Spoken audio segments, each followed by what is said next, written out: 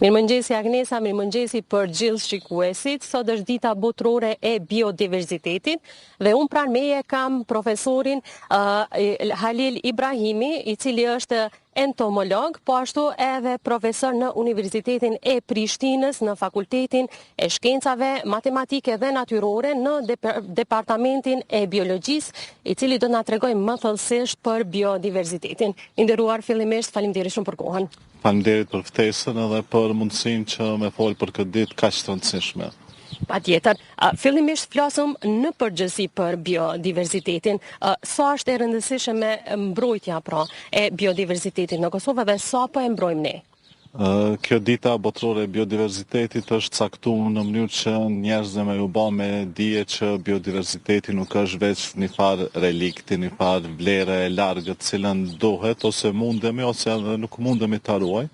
Mirëpo është diçka cilën nëse e ruajmë, kemi ruajt vetveten, nëse nuk e ruajmë, kemi rreziku vetveten. Fatkeqësisht Kosova, duke pas vlerat shumta të biodiversitetit, në anën tjetër ka përpjekje akoma të qaluara në mbrojtjen e vlerave të biodiversitetit. Kemi, domethënë, aktivitete të cilat në vazhdimsi rrezikojnë lloje të rralla, siç është shkatërrimi i pyjeve, degradimi i lumejve, ndotja në përgjithësi, kështu që domethënë kemi një farë absurdi, kemi vlera shumë të mëdha, po të njëjtën kohë nuk kemi duke i ruajtur dhe fatkeqësisht shumë prej tyre do të zhduken, nëse edhe disa nuk janë zhduk. Lloji është fjala.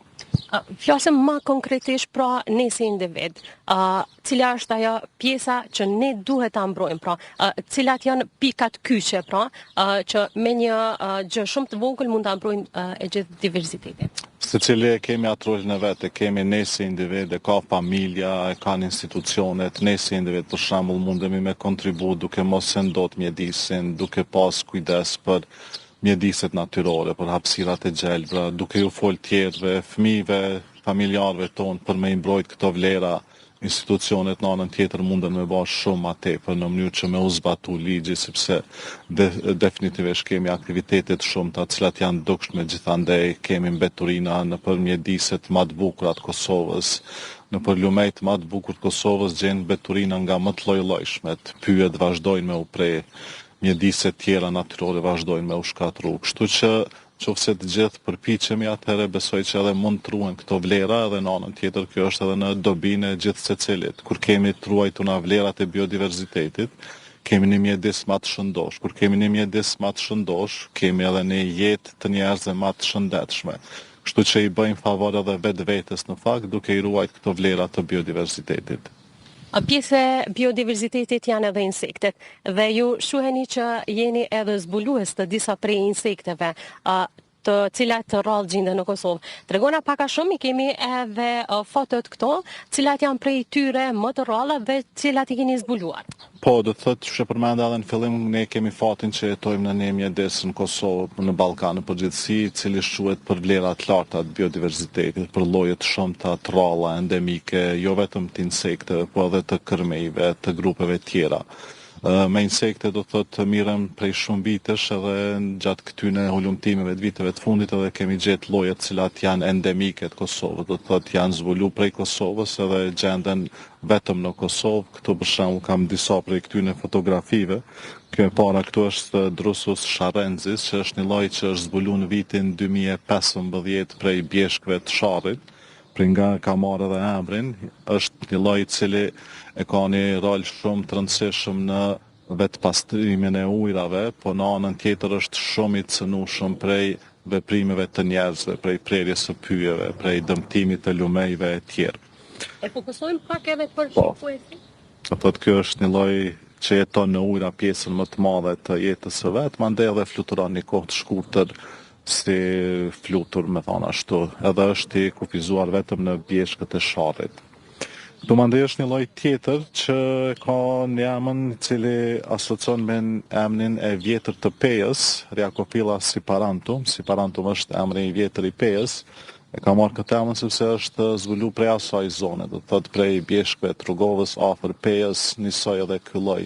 Është gjetë para një 4-5 viteve, mirë po fatkeqësisht gjatë vizitave në vendin ku jeton ky lloj vitin e kaluar kemi pa që mjedisi është shkatru ku jeton ky lloj për shkak të ndërtimit të një rruge në atë zonë. Kështu që njëjtën kohë le të shërbejë edhe kjo ditë si thirrje që të kemi konsiderat ndaj këtyre llojeve të vogla, sepse duke i shkatruar këto lloje të vogla në fakt ne vetëm e inicojmë atë hallkën e shkatrimit të madh ku përfshihemi edhe ne.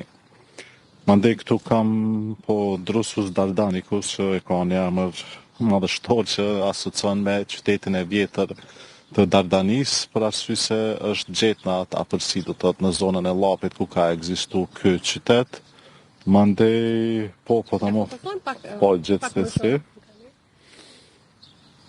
Do të thotë llojet e tilla, nga pamja shumë e veçantë. patjetër llojet e tilla janë shtu viteve të fundit me shtimin e ulumtimeve, edhe këto lloje kanë një karakteristikë që përmend edhe më herët, që na japin atë sinjalin e parë se diçka po ndodh e dëmshme në mjedisin, kështu që nëse ne dimë me kap atë sinjal, mundemi me bë shumë më tepër përpara se me ardhë gjendja drejt kaosit, i cili mandej më nuk mund edhe të riparohet. Mandej këtu është edhe një lloj tjetër prej bjeshkëve të rrugovës, Potamopillax coronavirus, që e ka marrë emrin. Me pandeminë apo jo? Po, sepse është zbulu gjatë kohës së pandemisë, po edhe emri i tij asocion në një veprim cilin ne njerëzit e bëjmë, që është pothuajse njësoj sikurse pandemia, dëmin që na e ka shkaktuar neve, njëjtën kohë ne jemi në vazhdimsi duke shkaktuar dëm të tilla këtyre insekteve, po të njëjtën kohë që përmenda edhe vetë neve.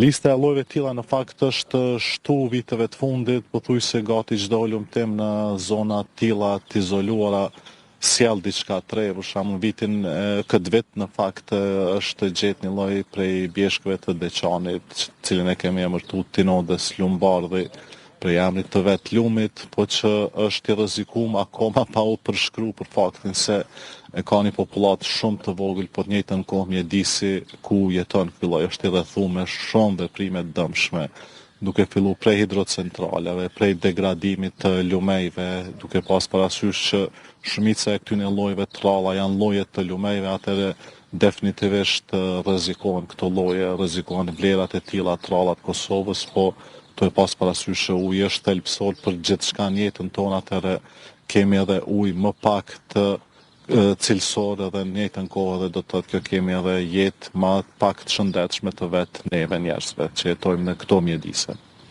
Jeni vazhdimisht duke punuar për me zbulu edhe insekte të tjera të reja që deri më tani nuk janë zbuluar në Kosovë. Tregona pak a shumë sa është e vështirë, domethënë, e gjithë kjo punë, pra deri te zbulimi i një insekti? Kjo punë është definitivisht kogja e vështirë, sepse vetë zënja e këtyre llojeve kërkon mund edhe ditë të tona në teren, nuk është që i gjenë me njëherë sa po dalësh, kërkon ditë tona në teren, mandej kërkon analiza të tëra në laborator, deri tek finalizimi i këtyre publikimeve, cilat pra e validojnë edhe llojin përkatës. Kështu që ulumtimet kanë janë mundën me zgjatë edhe me vite tona, shpeshherë do të thotë del në teren, po nuk i gjejnë llojet e tilla, mandej është edhe kjo që e përmendëm më herët, që popullatat e këtyre llojeve janë duke u zvoglu për shkak të veprimeve të dëmshme, të cilat ne i shkaktojmë në mjedis, kështu që puna është goxha e mundimshme, mirë po kur gjinden gjetje të tilla interesante, atëherë shpaguhet gjithaj mund, edhe kurorëzimi është me bërjen e njohur të këtyre llojeve për publiku, në mënyrë që mandej nëpërmjet tyre edhe ta kthejmë vëmendjen ka mbrojtja e mjedisit, edhe ka një jetë më e shëndetshme edhe për vetë neve. Por a e keni gjetur edhe mbështetjen e institucioneve? Pa mbështetja e institucioneve nuk është aq sa do të duhej, duke pas parasysh që përmenda më herët Kosova, Ballkani ka vlera të tilla të shumta, institucionet do të duhet bënin çmos që këto vlera me u bë të njoftuna, me ekzistu këto vlera në ndonjë shtet tjetër, do të investoheshin me miliona për me u zbulu, për me u rujt mandej në anën tjetër. Për mos me qenë ashtu krejtësisht, do të thotë me një pikpamje negative, natyrisht që institucionet kanë fillu me bë diçka, mirë po larg asaj që duhet bëhet për përgjithësi për gjetjen, për zbulimin, për botimin e vlerave të biodiversitetit në Kosovë. Kështu që le të shërbejë edhe kjo ditë që si një thirrje edhe për institucionet, që të bëhet shumë më tepër që këto vlera të rralla, cilat e vajnë edhe në anën tjetër Kosovën në fokusin edhe të hulumtimeve botërore, me u hulumtu, me u bë të dituna, me u zbulu edhe lloje të tilla të rralla edhe tjera që me gjas presin ende për me u zbulu. Me që fokusuam më shumë tek insektet, kemi një statistikë të llojeve se sa ekzistojnë në Kosovë duke i marrë parasysh edhe zbulimin e juj edhe insektet e rralla.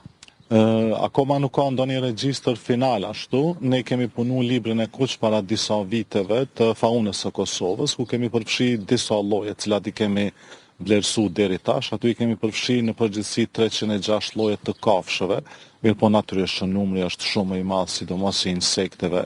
Numri i llojeve të insekteve në Kosovë shkon me mijëra. Ne kemi vetëm me thonë ashtu, vetëm sa e kemi gërvish si përfaqen e hulumtimit të këtij diverzitetit madh.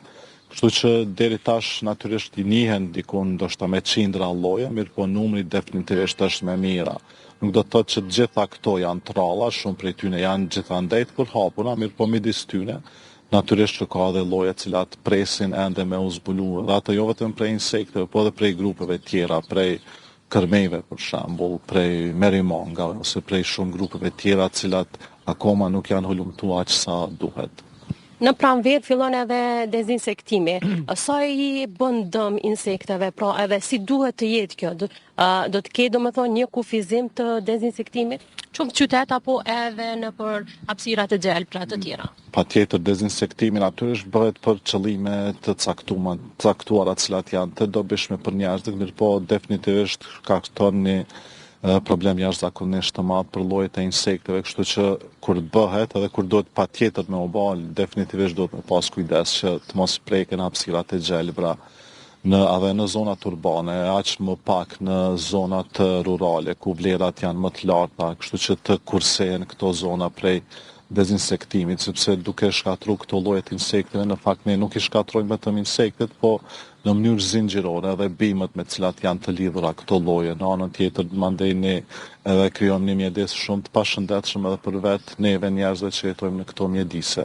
Kështu që një thirrje për këto kompanitë që e bëjnë dezinsektimin, sepse shpeshherë kemi pa që e bëjnë në mënyrë shumë të pakujdesshme, që ta bëjnë në periudha ku nuk janë aktive insektet, në mjedise ku nuk gjenden insektet, në mënyrë që të kursehen këto vlera prej shkatërimit në fakt. Faleminderit shumë i nderuar për krejt këto informata që ndat me shikuesit tanë. Biodiverziteti është e sa riçmuar në Kosovë dhe si i tillë duhet ta ruajmë apo jo? Faleminderit shumë, e thatë shumë mirë, le të shërbej kjo ditë si një thirrje që të gjithë përpiqemi për ruajtjen e këtyre vlerave të rralla. Faleminderit shumë. Agnesa, me kaq po e përmbylli këtë lidhje direkte, nëse nuk keni ndonjë pyetje.